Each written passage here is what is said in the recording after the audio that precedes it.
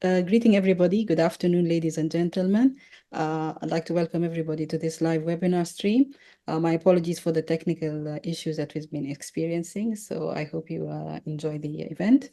On behalf of the Sudan Doctors Union, my name is Sarah Richard Hassan, and I am the academic officer. And I'm going to join you for this live books discussion today. I'll be the host. Today we are delving into the book, An African History of Africa, and I'm pleased to welcome Zeinab Badawi. Zeinab Badawi is a well-renowned TV presenter and a journalist who was born in Khartoum and raised in Britain from an early age. But however, she maintained her roots in Sudan. We had the opportunity of interviewing her back in 2021, but today we're going to travel in time through the continent that has birthed humanity. And I hope you enjoy the session today. So welcome, Mrs. Badawi. We also have our panelists. We have Dr. Arif Jamal, who his education, the Faculty of Agriculture, the University of Khartoum. He teaches at the Faculty of Agriculture and Education in Khartoum, Sudan. And he's an adjunct professor of Berkeley teaching African history and culture for the past 20 years. We would like to welcome Professor Hassan Ahmed Ibrahim. Professor Hassan Ibrahim is also graduated from the Khartoum University. He is a former Dean of the Faculty of Arts in the University of Khartoum, Sudan. He is a former Dean of the International Islamic University in Malaysia. He authored some books and published many articles in Arabic and English. He's also a supervisor of postgraduate students. I'd also like to welcome Professor Ahmed Al-Jamal. Professor Ahmed Al-Jamal is a professor of forensic sciences, pharmacology, and toxicology. He helped establish the Forensic Science Institute, PID, in 1996.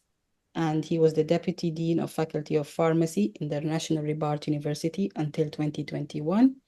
He is also a consultant pharmacologist and an author of a few books. So welcome everybody, and Dr. Arif, the floor is yours. Okay. Okay. Hello everyone. Marhaba, Zeinab. It's a big, it's a treat. It goes into our diary that we met today. You are such a pride to a country, unfortunately, that has been so much de-winged and lives in a catastrophe that only God knows how to get us out of this tragedy. So it's so great to have you. It's so great to, in spite of our time, that we have a Sudan, a bright face of Sudan, one that can show, like, not all is lost. So it is great. It's been such a difficult thing. I'm trying to find something authentic to tell you, something that is different to welcome you with. But I have seen most of your interviews, and unfortunately, there is no more anything to say. But of course, there isn't enough to be said. So thank you so much for being with us today. And I think, according to your suggestion, which is only appropriate, is that we have a word or two to talk about what is going right now in our country. Thank you very much indeed. Thank you, Arif. And hello, Professor Ahmed Al-Jamal and Dr. Sarah, of course. Thank you very much indeed for arranging this and your kind words of introduction, and also to Professor Hassan Ahmed Ibrahim. And my renewed apologies for the delay in this webinar, but there were connectivity problems that a few of us were experiencing. So I hope that's not caused too much inconvenience for all of you. Yes, Arif, I think that before I talk about my book and why I wanted to embark on this, You're absolutely right. I was born in Sudan, but I've lived in England since I was nearly 3 years of age. And of course, we all view with increasing alarm and heartbreak when we see what's happening in Sudan. And in my capacity as president of SOAS at London University, I wish to use the convening power of my position at SOAS to really engage with the diaspora communities, the Sudanese diaspora communities in the UK, in Europe, in North America, wherever the Sudanese are. We're very blessed to have a diaspora community that is very well informed, that is very active, that occupies many, positions in the professions. And I would like to see if we could coordinate just on the humanitarian aspect of the conflict, because I think if we all get bogged down in the politics of this party versus this party and so on, the country is burning and people are suffering while everybody's talking about which faction do you back and so on and so forth. I'd like to put that all to one side. You are doctors, some of you, on this talk from the Sudan Doctors Union, you are, humanitarians. And I think that if we can just focus on the humanitarian aspect of this conflict, that would be a major first step, in my opinion. I think as people in the diaspora, we have access to people in positions of power. Certainly I have, and I will use every leverage I can. But I think that we need to work out some kind of diaspora charter, Sudan diaspora charter, whereby we work together to try to work out what demands, what are the pressure points that we can put on the international community, to try and work out anomalies like why does the United Nations recognize General al-Burhan as the president of Sudan, whereas the African Union doesn't? Why is it that the financial flows to the combatants are just going unregulated, the arms flow and so on? How can we put pressure on the international community to try to get some kind of Security Council resolution, working with the Peace and Security Council at the African Union to try and just join up some of these dots so that we can, try and get some momentum behind stopping the conflict. And I think that if we can all rally around something that we can all agree on, and perhaps, try to coordinate a series of mass rallies, in different capital cities across Europe, across America, to really just try to hammer our point and say, these are the demands of the non-affiliated, non-partisan, ordinary people of Sudan living in the diaspora. Because the people in the country, what can they do? They're ducking to miss the bullets all the time. But, it's just something that I think we need to try to do at the diaspora level. And we've already started talks now in London with the diaspora community through the very good offices of Dr. Hussam from the Sudan Doctors Association for Human Rights. And so I think after this webinar, it would be good to try and continue the conversation and to see just what we can do. Otherwise, we just sit down and we just, wring our hands in despair and say, how are these talks going? Why is this person talking and not that person talking, and so on? I think that, people are dying, people are on the brink of starvation, women and girls as young as 8 are being raped, right across the Sudan. And so I'm very, very focused now on trying to see what we can do. So I'd love to have some discussion with all of you on this webinar about just what steps we can do and the feasibility and the viability of, what the diaspora community can do. Because I think that people often say to me, look at the attention that the Gaza conflict gets. The international community is not ignorant of what's going on in Sudan. It's indifferent. It's not ignorant. It's indifferent. And it's how we try to overcome that indifference, which is the important thing. And I think that in a way, we have to appeal to the international community's sense of enlightened interest. And, for example, to say to the British government, 60% of the migrants on the other side of the channel in France who want to come into the UK, 60% of them are Sudanese fleeing the conflict. Migration is a big issue for the British government. Both parties, the Labour Party and the Conservative Party. This is not a foreign policy matter. This is not a problem that's, in distant Africa for the British government. This is the point I would make to them. This is something on your doorstep, and you better try and help us deal with this now, because at the United Nations, it's Britain that holds the pen on Sudan, any resolutions and so on. So anyway, that's what I would really, really welcome everybody's support and opinions on how we can try to both, get more attention and get some real action that can really try to at least mitigate, the impact of this terrible conflict on the people of Sudan. So, yes, if you want to pick this up now, or shall I continue about the book, or would you like to talk about the Sudan issue first? I think you gave us food for thought for the moment. You're absolutely right. I would like something also personally that comes out concrete with regard to what you just explained, and then we can basically,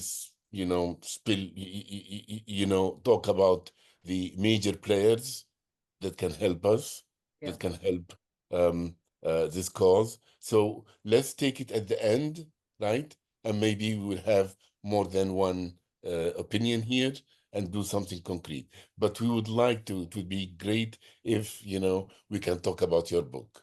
Okay. And also, I had many wonderful hours showing your 5 of them, because you have 20 that to my students, and we had wonderful time. We really brought the mountain to Muhammad, but that was a really revelation. It was a different kind of series than they have seen before. There has been some, but nothing like that. So for this, thank you. My only question here, Zeinab, if you can just, because since I'm going to introduce you, I think I'm going to use this moment, and I'm just,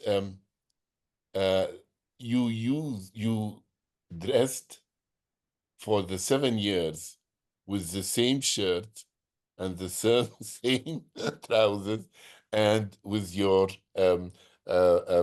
was it a straw hat or a fabric hat? I don't know, but it was the same hat. So I remember, because we have a wonderful friend, also an anchor in Sudan, Muna Hamada. I don't know if you know her, but she did this, and she would say, every night I have to go back and wash my tobe and then put it on for the next show.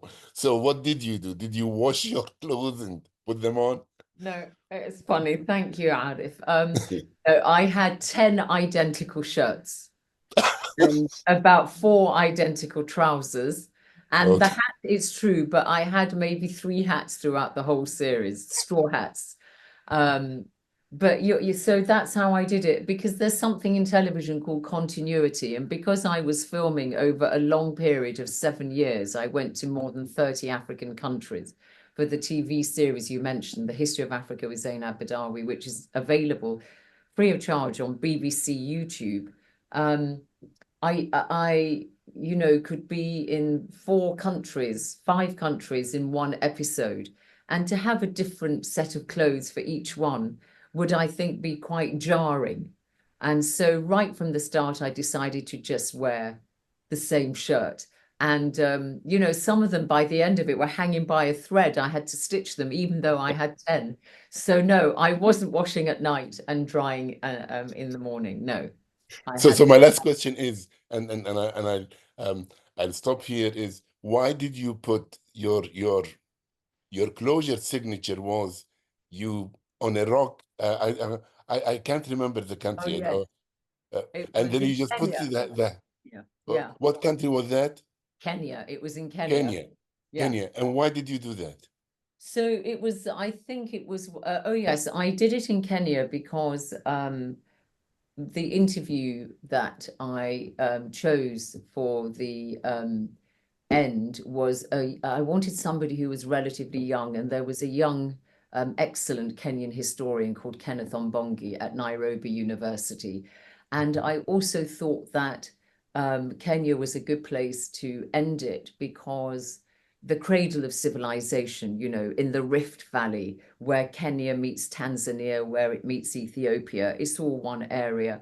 And that was, you know, the origins of humankind. And so I thought, this is where we started, let me end here. So you're right, I took my hat off and I put it on a rock in Kenya and I walked away out of shot. A coup de grâce, as the French say. Yes. Wonderful, yes. Yeah. Okay. So Can you tell us about your book now? Yes. So the book grew out of the TV series because when I got back to England and I finished the TV series, I was very troubled by the fact that I had so much material from all the interviews I had done with dozens of historians across more than 30 African countries. And I felt I hadn't done justice to them in the TV series.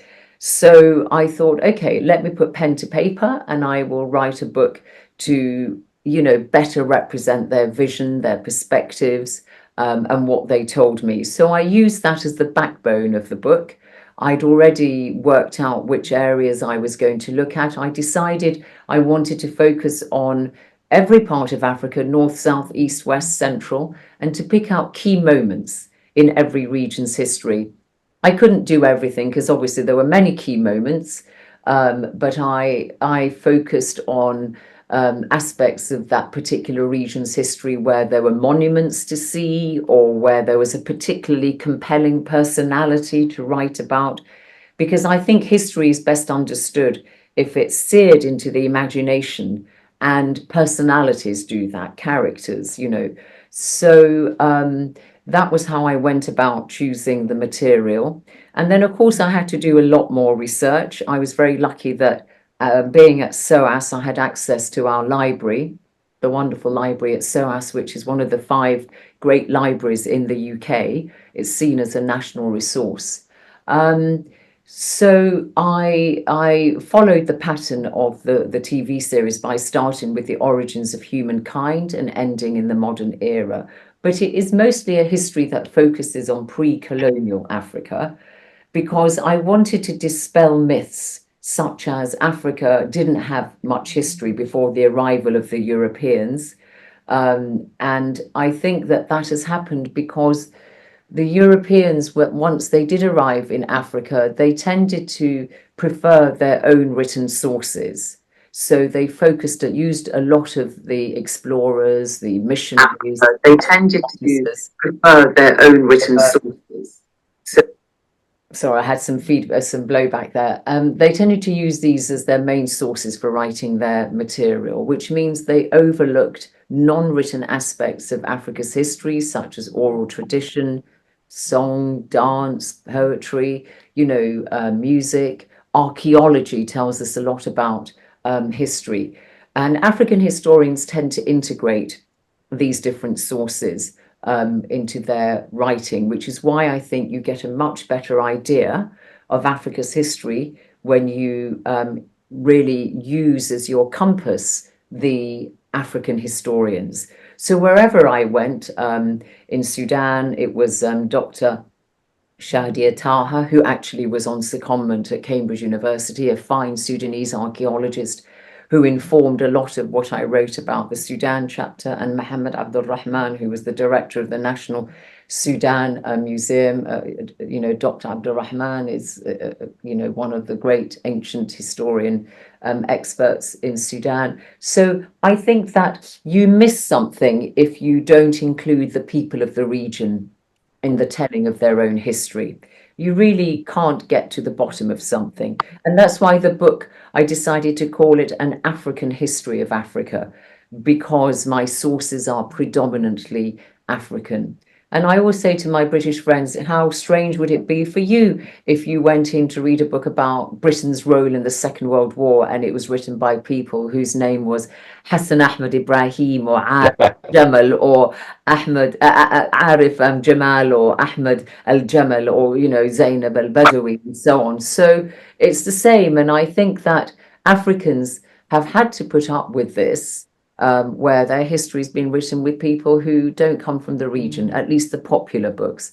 And this is changing, but still not fast enough. And I know that from SOAS, where our reading list, you know, we are trying to make sure that we indigenize the reading list as much as we can when it comes to African studies, that the sources are mostly, you know, derived from scholars from the region.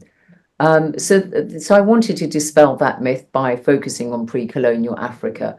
I also wanted to, and Sudan is a very good case example of this, to show how Africa was not detached or isolated from the rest of the world. There is a tendency for people to think that there are those who make history and those who stand on the sidelines of history, with the Africans being relegated to the sidelines. You know, that's the way it is today when you look at the international financial institutions, the IMF, the World Bank, or the United Nations, and so on.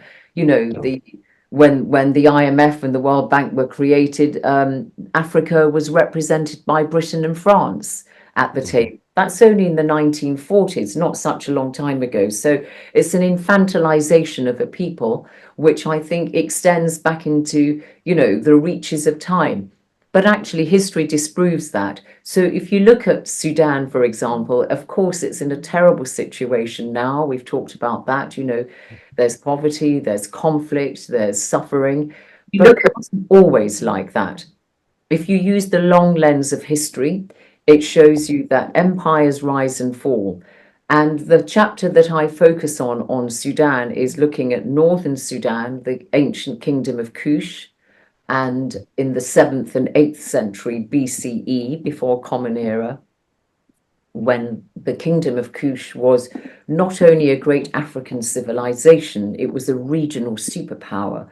You know, King Hezekiah of Judah, the princes of Byblos and Phoenicia in modern-day Lebanon relied on the Kushites to protect them from the Assyrians, this fierce, warlike, you know, people who were the most, you know, powerful army in the ancient world at that time.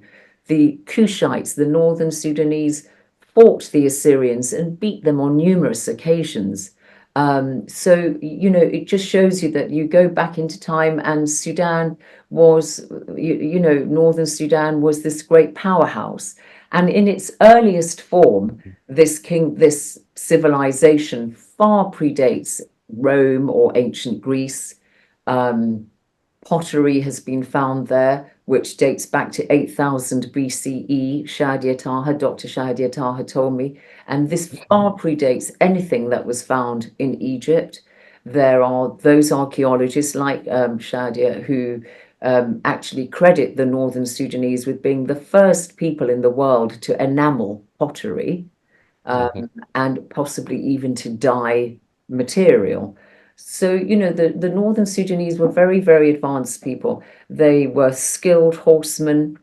They were very skillful archers. That's why they were so effective in battle. They would release their bow and arrow with the Mongolian release using their thumb rather than their index finger. And they were very adept at hitting their enemies right in the eye, in one eye. Can you imagine how, you know, how good they must have been? So, of course, that would incapacitate their enemies. And, you know, we know a lot about, I focus on that chapter because we know a lot about the ancient Sudanese then, because they conquered Egypt and governed Egypt for the best part of a century. Now, if you speak to some Egyptian archaeologists and other archaeologists, they'll refer to the Kushites as Nubians. Now, the term Nubia wasn't even in use then, and I don't really welcome that term in this case, because Nubians live in southern Egypt and northern Sudan today. And by calling them Nubians, it makes it seem as though Egypt was governed by its southern people, But these were people who were territorially from northern Sudan, never from Egypt. They were always from a part of the world which pertains to northern Sudan. So it kind of, you know, reduces their Sudanese identity by calling them Nubians. They were northern Sudanese, and they, in the 2nd century, had their own hieroglyphics, the Meroitic language, different from the ancient Egyptian ones. Sadly, we've not been able to decipher it yet, so we can only sound it. We can't make, you know, read or write it. But we know a lot about the Kushites because they conquered Egypt. They were written about in ancient Egyptian. So we know about the kings Pianki, Shabako, Taharka, you know, Shabitku. These were amazing men. But also the women in Kushite society had a very powerful role to play. The queen or queen mother was known as a Kandaka, and she could rule as a co-regent with her husband or her son. And what I like about the Kingdom of Kush story is that it shows you how history does explain our past, but it also informs our present and helps shape our future. And so when we saw the uprising against Umar al-Bashir in late 2018, and he was toppled, of course, in April 2019, Sudanese women were in the vanguard of those protests, and they styled themselves as Kandakas, reaching back to history in order to assert themselves today. Another way that we know that history is not just something that is from the past, the ancient Sudanese, the Kushites, considered it an abomination to eat fish. The ancient Egyptians ate fish, the Kushites didn't. Imagine they had the 2 Niles, the White Nile, the Blue Nile, and the single Nile, with that massive source of protein, but they never touched fish. And to this day, Sudan has one of the lowest consumption of fish than anywhere in the world. It's 1 kilogram on average per person per year. If you compare it to neighboring Egypt, where they have the Nile, it's 25 kilograms per person on average per year to this day. And I have many members in my family, including my own brother, who just can't stand the sight of fish.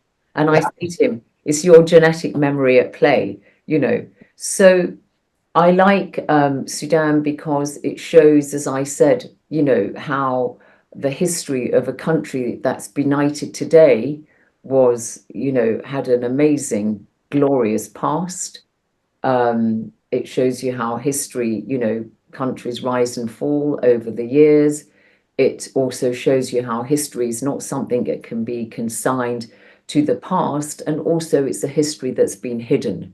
But I think there'll be a time when Sudanology will be as well known as Egyptology, because I think the story of Northern Sudan is still unfolding.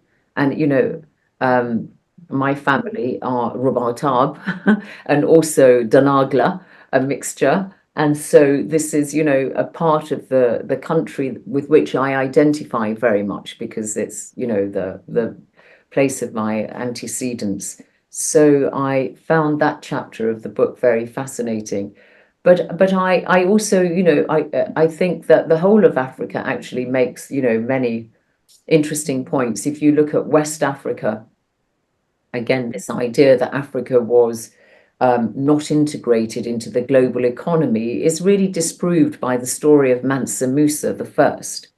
So Mansa Musa I was one of the kings of the Empire of Mali, which is covers huge swathes of land in modern day West Africa, in the Sahel, you know, Mali, the Gambia, Senegal, bits of Mauritania, even bits of Nigeria. His capital was in Niani, which is on the border of modern day Guinea and Mali. It was founded, the kingdom, in 1235 by his great uncle, Sunjata Keita, who was a really fascinating man. Also, he overcame disabilities to found this, to conquer everybody and to found this amazing empire. But Mansa Musa I is probably the best known. And I mean, I'll finish my talk on this story, which is Mansa Musa I was born in 1284 and he died in 1332. And in 1324 to 1325, he embarked on a pilgrimage to Mecca, because by then the kings of Mali had become Muslims. And it was a very, very fabulously wealthy empire. It had the gold mines at Bure. It was, he wore silk clothes. He just, had lots of gold. So he went with his entourage to Mecca, and it was made up of 12,000 members of his own household, 500 personal servants, and 60,000 porters to carry all their things, and 100 camels bearing between 10 to 15 tons of gold. So when the head of the caravan was in Timbuktu, which was in Mali, the tail was still in Niani, 1,400 kilometers away. On the way to Cairo, he spent a lot of money. On the way back from Cairo, he spent a lot of money, gave away a lot of gold, to the extent that the price of gold was devalued by 25% and globally, and did not recover for more than a decade. Now, that shows you that the actions of one medieval African king in West Africa had an impact on the global economy. And so it disproves the idea that Africa was, detached from the world. And in fact, it is most likely that Mansa Musa I was the richest individual ever to have lived. He would have been worth about 430 billion US dollars in today's money. And Timbuktu flourished as a great center of learning. The whole empire was made up of about 400 towns and settlements. It attracted scholars from different parts of Africa, like Fez and so on. And this idea that Africans did not write their history is also not true, because by now a lot of Africans wrote in Arabic. They had become Muslim. I mean, Islam came very early to Africa. And Mansa Musa himself could read and write Arabic and could speak it. So Timbuktu was a repository of great African knowledge and literature and learning written in Arabic. But, African scholars like Ahmed Baba, who was born in the 1500s in Timbuktu. So this was the kind of the essence of my book, that I wanted to dispel the myths that people have about Africa, and doing so not by telling fairy tales, but facts. And there are many, and I also I feminize the history where I can, because history is not just his story, it's also her story. And there are many women, like Amani Renance, the first century Kushite queen who fought the Romans. She was the one-eyed queen because she lost an eye in battle fighting with her son. The Romans never defeated the Kushites, unlike Egypt, which they had conquered in 30 BCE.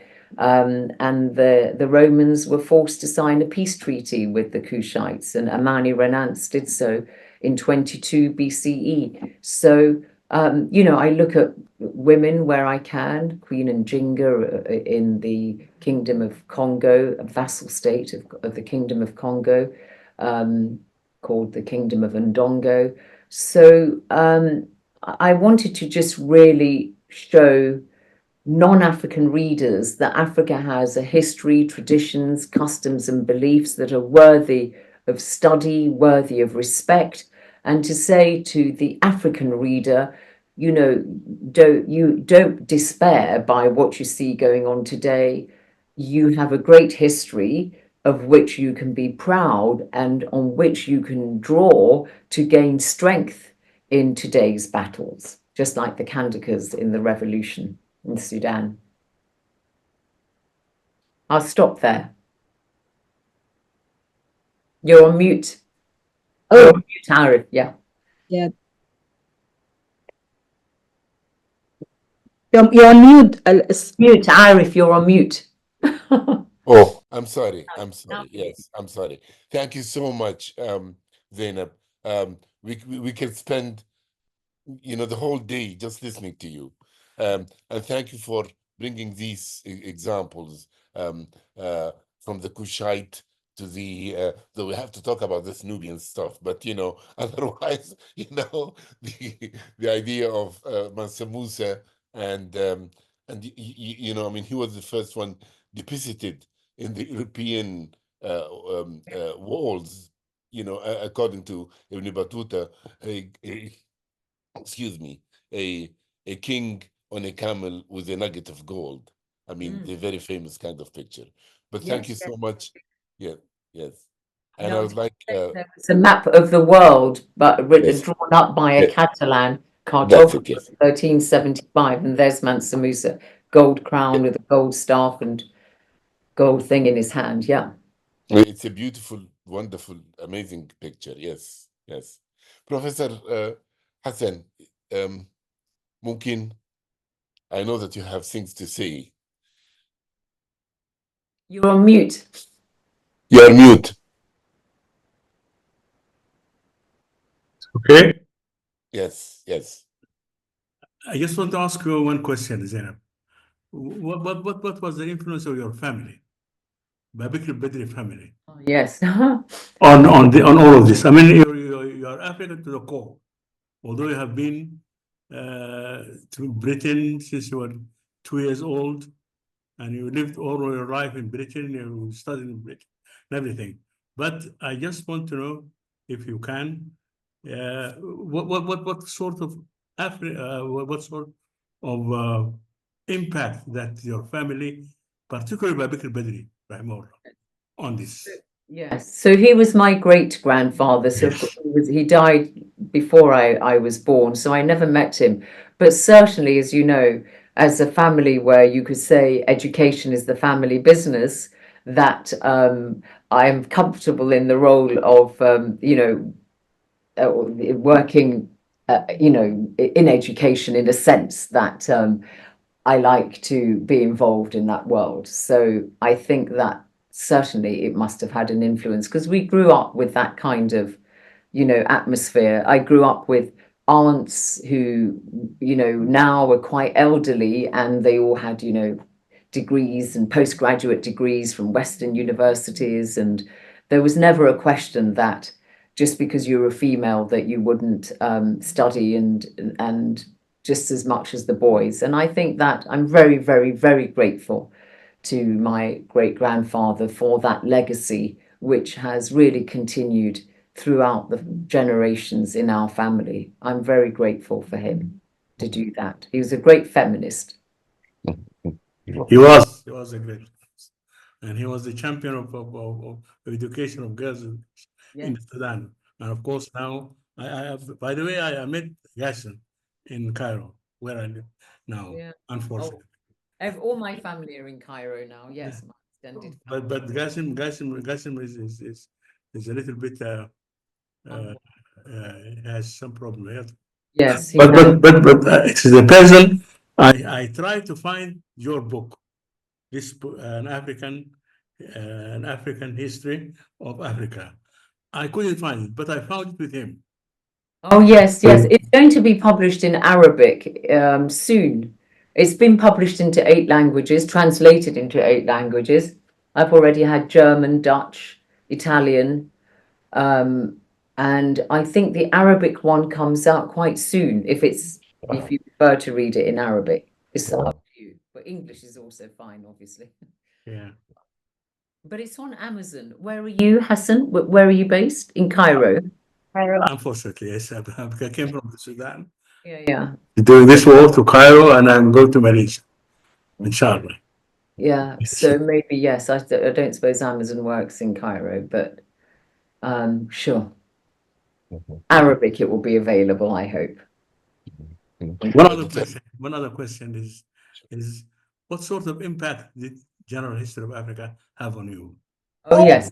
So the GHA, or the General History of Africa, is, I always say, Africa's best kept secret, because this is a project that was conceived by the new independent African presidents in the early 1960s. They said, look, we've decolonized our countries, we want to decolonize our history. So they appealed to UNESCO to facilitate a project for them to record Africa's history written by Africans. So UNESCO set up a committee of Africans. They scoured the continent for the best academics in their fields, historians, archaeologists, anthropologists, paleontologists, you name it. And they compiled volume after volume after volume of Africa's history from the beginning of time to the modern era. There are now 10 or 11 volumes called the GHA, the General History of Africa. And that really was, my real, inspiration for both the TV series and the book. I used it extensively as a source of research, and I think the volumes are an excellent piece of work. The only problem is because they were written by lots and lots of people, you know, many contributors, it does slightly lack some coherence, and it's not an easy read. And obviously there are so many volumes that you can't just sort of sit there and read it in a relaxed way. It's a very important research tool, but I wanted to write something that was accessible and shorter and, you know, contained in one book. So I drew my inspiration from the GHA, the General History of Africa, but wanted to achieve something which was different from what they have done, which is obviously much shorter. It's only one book, not 10 volumes, and written in an easy way, because it's quite difficult to read the GHA. It's because I contributed in general history of Africa. Did you? I contributed in volume 6 and 7. I never knew that. I Yeah. never knew that.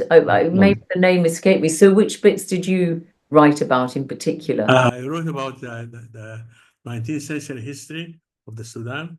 That's the time of Muhammad Ali. And of course, you know the debate between Egypt and the Sudan over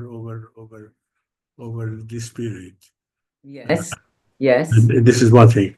And the other thing is that I wrote about in volume 7, I wrote about the last century, the last with wine.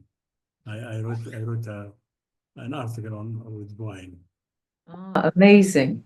I shall have to revisit those volumes 6 and 7 and see what you've written about. Yes, I didn't cover Sudan in the night. I mentioned Al-Mahdi slightly because Babakar Badri wrote his memoirs about his connections with the Mahdi, and so I used that because, as you know, it's a written source about that particular encounter between the British and the Mahdi, Gordon and the Mahdi. So I wanted to use Babakar Badri's memoirs, but I didn't cover in any great detail the period that you Very wrote. yes. We read 3 volumes. But it's great. I said it's. It was translated in English. Was it? Yeah. Yeah. It's a great resource, and they've tried to make pedagogical, you know, material from it. But I don't know how successful they've been because, you know, as I said, there's no one person really running behind it anymore. One other question. بروفيسور ممكن ندي بروفيسور احمد فرصه لانه في ناس حيسالوا. Go ahead, please. Just one question. Yes. This question of what is your relationship with Ahfad right now? Yeah, I mean, as you know, it's all just been locked up because of the conflict. But Before that. I mean, apart from Pride, I haven't really done very much with Al-Ahfad at all, I have to say. I mentioned what they do at every opportunity that I can, but I haven't really.